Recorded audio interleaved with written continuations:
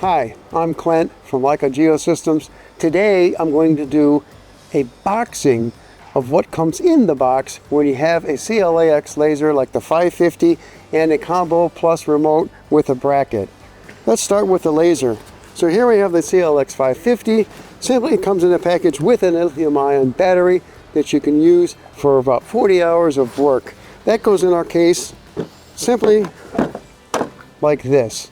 Then you take the combo plus, inclusive with a bracket, so that you can use for putting on a grade rod and using it for working on site. That is a little slot over here. You can turn it upside down, put it like this. Your box is complete. You have an extra position over here for a rod at 160 if you want to use a rod at 960, or a few other variants in here. And simply close the box up and you're ready to go. Thanks for watching. If you have any comments, please leave them below.